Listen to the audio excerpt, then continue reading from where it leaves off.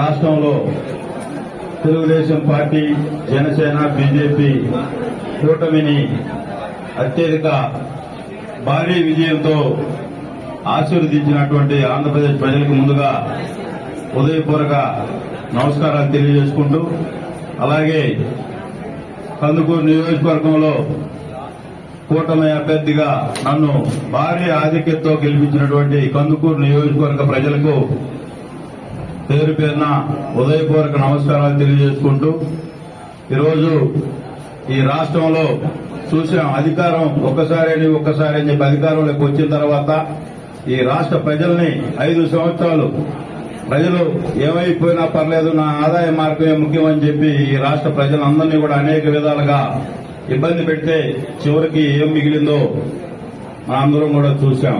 ఎప్పుడు కూడా అధికారం శాశ్వతం కాదు, ఈ రాష్ట్రం శాశ్వతం.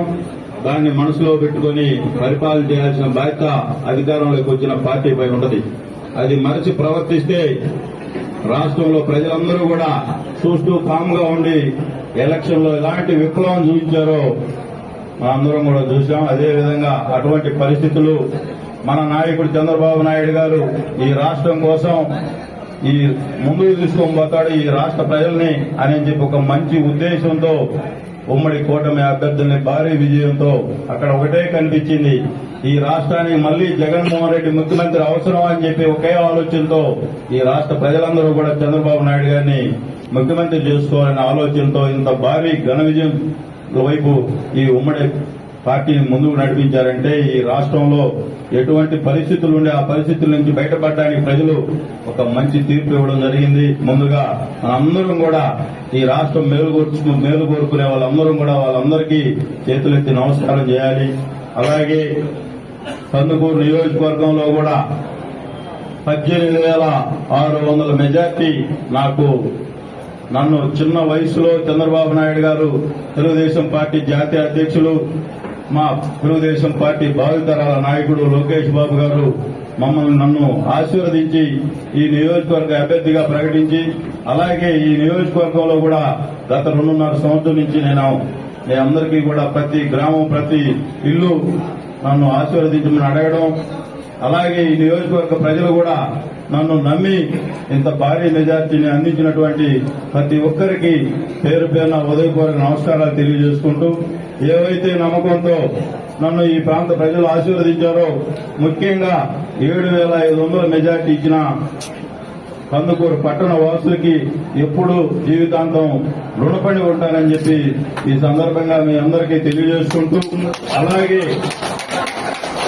అన్ని మండలాల్లో కూడా ఒలవటివారిపాలెం, లింగ సంవత్సరం, అలాగే కందుకూరు రూరల్, గుడ్లూరు మండలం వైసీపీ, కాంగ్రెస్ నా మండలం అని చెప్పుకునే మండలాల్లో కూడా తెలుగుదేశం పార్టీని ఆశీర్వదించారంటే వాళ్ళందరికీ ఎప్పుడూ రుణపడి ఉంటామని చెప్పి, అలాగే ఉలవపాడు మండల వాసులు కానీ అన్ని మండలాల్లో కూడా మంచి ఆధిక్యతనిచ్చినటువంటి మా పార్టీ నాయకులు కూడా, మండల పార్టీ అధ్యక్షులు, అలాగే క్లస్టర్ ఇన్ఛార్జీలు, యూనిట్ ఇన్ఛార్జీలు, బూత్ ఇన్ఛార్జీలు, గ్రామ పార్టీ అధ్యక్షులు ఎంతో శ్రమించి ఈ 2.5 సంవత్సరంలో వాళ్ళ సొంత ఖర్చులు పెట్టుకుని పార్టీ కోసం కమిటెడ్ గా పనిచేసి నన్ను ముందుకు నడిపించినటువంటి అందరికీ కూడా, కార్యకర్తలకి, నన్ను నమ్మి ఈ 2.5 సంవత్సరం నిద్రలేషన్తో నాతోటే తిరిగినటువంటి నా శ్రేయోభిలాషులకు కూడా నేను ఎప్పుడు కూడా వాళ్ళకి రుణపడి ఉంటానని చెప్పి ఈ సందర్భంగా తెలియజేసుకుంటూ, అదేవిధంగా ఈరోజు వైసీపీ అభ్యర్థి సోదరుడు మాజీ శాసనసభ్యులు బుర్రా మధుసూదన్ గారు తెలుగుదేశం పార్టీ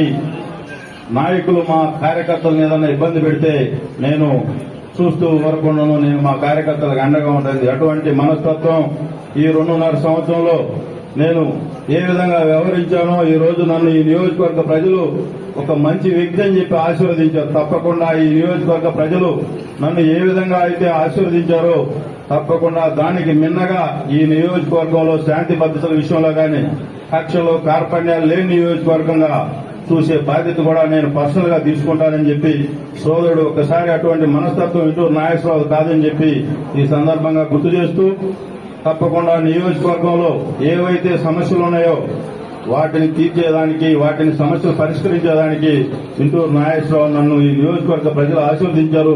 వాటి మీదనే పూర్తిగా ఆ కార్యక్రమాలని పరిశీలించి వాటిని ఏ విధంగా ముందుకు తీసుకునే పనిలోనే ఉంటానని చెప్పి ఈ సందర్భంగా నియోజకవర్గ సోదరులందరికీ కూడా తెలియజేస్తూ, పత్రికా సోదరులు కూడా మేము కూడా కొత్తగా రాజకీయాల్లోకి వచ్చాం. ఈ నియోజకవర్గ ప్రజలు నన్ను ఆశీర్వదించారు. ఏదైనా మీ దృష్టికి వచ్చినా కూడా ఎక్కడన్నా ఇబ్బందులు జరిగినా నా దృష్టికి తీసుకోరండి.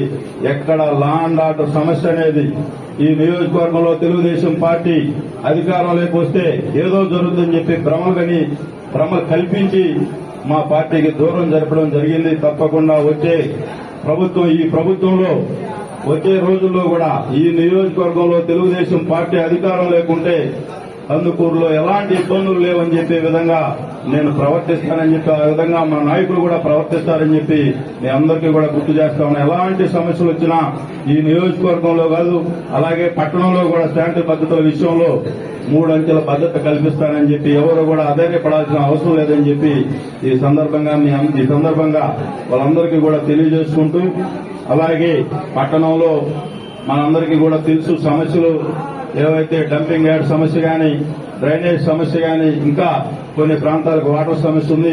అలాగే రూరల్ మండలానికి కూడా వాటర్ సమస్యలు ఉన్నాయి. అలాగే రాళ్లపాడు రిజర్వాయర్కి రావాల్సిన 1.5 టీఎంసీ రావడం లేదు. వీటన్నిటినీ కూడా తెలుగుదేశం పార్టీ చంద్రబాబు నాయుడు గారికి మన నియోజకవర్గం పట్ల పూర్తి అవగాహన ఉంది.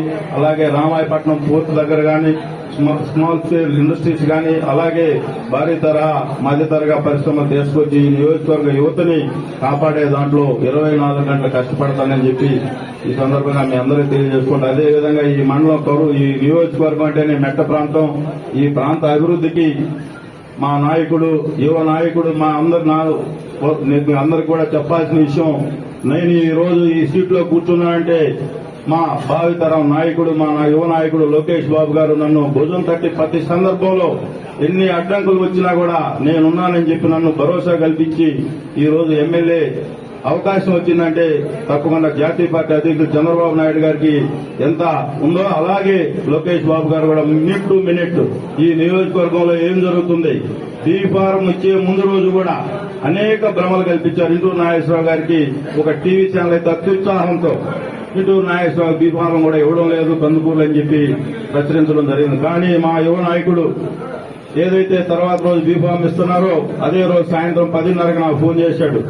ఉదయాన్నే వచ్చి బీఫామ్ తీసుకొని నాగేశ్వరరావు అని చెప్పడం జరిగింది. అంటే మా యువ నాయకుడు అటువంటి కమిట్మెంట్ తో ఇంటూరు నాగేశ్వరరావు అంటే మాట చెబితే చేస్తాడని చెప్పి నా మీద ఒక భరోసాతో ఈ నియోజకవర్గ బాధ్యతలు ఇచ్చారు. తప్పకుండా వచ్చే ఈ ప్రభుత్వంలో 5 సంవత్సరాల్లో తర్వాత కూడా ఈ నియోజకవర్గ ప్రజలందరూ కూడా నాగేశ్వరరావు మంచోడనే విధంగా ప్రవర్తిస్తానని చెప్పి మీ అందరికీ తెలియజేసుకుంటూ మరొకసారి ఇంత భారీ ఘన విజయం ఇచ్చినటువంటి కందుకూరు నియోజకవర్గ ప్రజలకి, అలాగే పత్రికా సోదరులకి ఈ రోజు కొంచెం లేట్ అయింది. స్టార్టింగ్ అక్కడ మధ్యలో సోదరు గుట్టిపెట్టరావు గారిని కలవడం లేట్ అయింది, ఏమనుకోవద్దు. ఇంకొకసారి ఇటువంటి మిస్టేక్ జరగదు.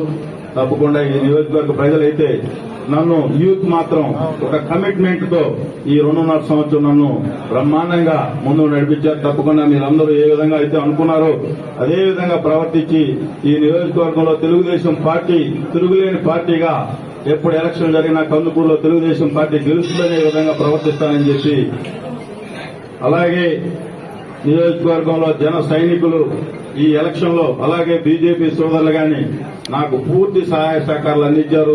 తప్పకుండా వచ్చి ఈ ప్రభుత్వంలో మా తెలుగుదేశం పార్టీ కార్యకర్తలకు ఏ విధమైన అవకాశాలుంటాయి దానికి తోడుగా జన సైనికుల్ని అలాగే బీజేపీ సోదరులను కూడా కలుపుకొని మా ప్రభుత్వంలో అందరం కలిసిమెలిసి ఒక మంచి వాతావరణంలో ఈ నియోజకవర్గాన్ని అభివృద్ధి మొత్తంలోకి తీసుకొని పోతామని చెప్పి అందరికి కూడా తెలియజేసుకుంటూ ఈ రోజు తెలుగుదేశం పార్టీ జాతీయ అధ్యక్షులు ఎన్డీఏలో కూడా కీలక పాత్ర పోషించే పరిస్థితి ఉంది.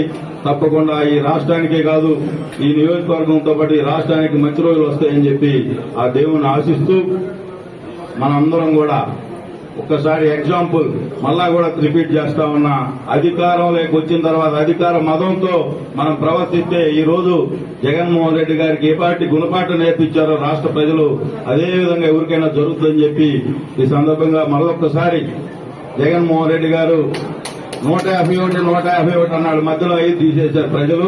తప్పకుండా ఈ రాష్ట్రంలో వైసీపీ పార్టీ తుడిచిపెట్టుకుందని నేను ఆల్రెడీ చెప్పడం కూడా జరిగింది. 2024 ఎలక్షన్ తర్వాత వైసీపీ పార్టీ అనేది ఉండకపోతుందని చెప్పి చెప్పడం జరిగింది. అదే జరుగుతుందని చెప్పి ఈ సందర్భంగా తెలియజేసుకుంటూ అందరికీ కూడా మీ అందరికీ పేరు పేరున ఉదయపూర్వక నమస్కారాలు తెలియజేసుకుంటూ సెలవు తీసుకుంటాం. జై తెలుగుదేశం.